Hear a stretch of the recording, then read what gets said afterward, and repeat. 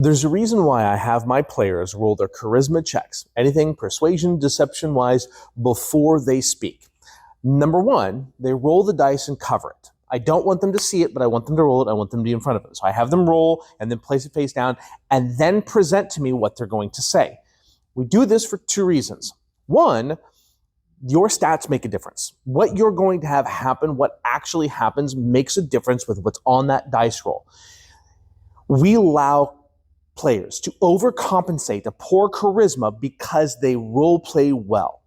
I want to encourage role playing, so I do want to take into account what my player is saying into the outcome that happens. And so therefore, by having them roll and cover the dice so they don't know what's on that dice, I used a special box for a long time that basically had a lid that you throw it in and put it down. It was a fun way of doing it. So that way the player didn't know, I didn't know. Then they'd go through their speech, whatever they were trying to convince. And by doing that, two things would happen. One, the failure that was there or the success was there still depended on what the character said and what the character did. It influenced the outcome. A failure was just the worst possible outcome for that based upon where they fell in the range. If the DC was 15 and they rolled a 5, but they had a +6, they got an 11, that was a semi-failure, and I had a range in my head that I would apply that to. However, I still wanted the characters to role play. So I didn't just roll the dice and then say that. I would have them either one, role play it, or two, tell me what they were trying to accomplish and make sure that I took that into account. Anything creative they had, I would allow influence the result.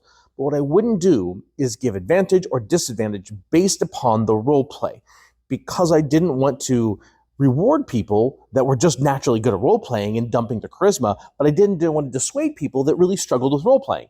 They chose to play a charismatic character, even though in real life they're not very charismatic. I wanted them to be rewarded for that.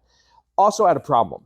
My table, full of veterans. We've been role playing since most of us were 8, 7, 12, and we know kind of some things. We got some tactics up our sleeves and ways our friends think as dungeon masters and what they like to see. We know that.